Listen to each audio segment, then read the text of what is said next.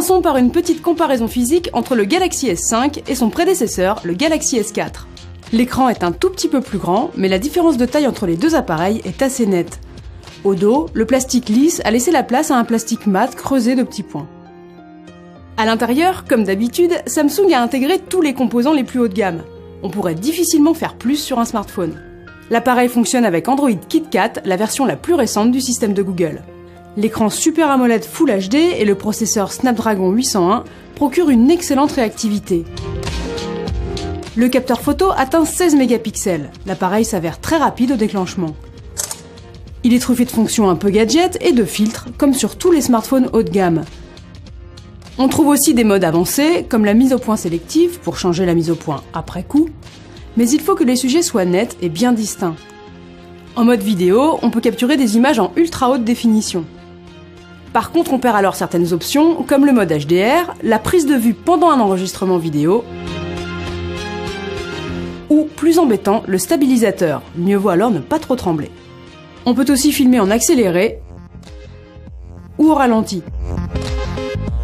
Le Galaxy S5 intègre un port micro SD pour augmenter la capacité de stockage, limitée par défaut à 16 Go, dont plus de 4 sont occupés par le système. Mais passons sur la technique pour nous intéresser aux nouveautés. La première, sans doute la plus intéressante, c'est que le Galaxy S5 est annoncé comme totalement étanche et résistant à la poussière. Le principal intérêt est de ne plus craindre d'abîmer son téléphone quand on l'utilise sous la pluie. Inspiré par Apple et par son iPhone 5S, Samsung introduit sur le GS5 un lecteur d'empreintes digitales. On peut enregistrer jusqu'à 3 empreintes différentes. La configuration est simple et ne prend que quelques secondes.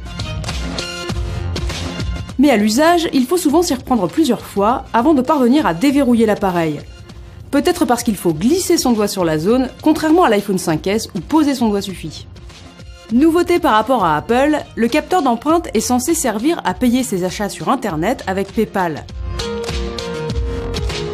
Mais malgré nos tentatives, nous n'avons pas réussi à finaliser une transaction avec notre empreinte. De toute façon, cette méthode soulève quand même des questions de sécurité.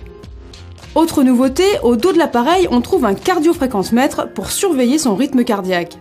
Samsung surfe sur la vague de la santé connectée avec un univers entier dédié au bien-être. Il intègre un podomètre ou un coach sportif, mais est-ce bien utile? Les sportifs apprécieront peut-être, quoique faire son jogging avec un appareil aussi imposant n'est pas forcément ce qu'il y a de plus pratique. À côté de ces innovations, le fabricant coréen propose toujours toute une batterie de petites fonctions plus pertinentes à l'usage, comme par exemple la possibilité de diviser l'écran en 2 fenêtres, de couper le son en retournant ou en couvrant le téléphone,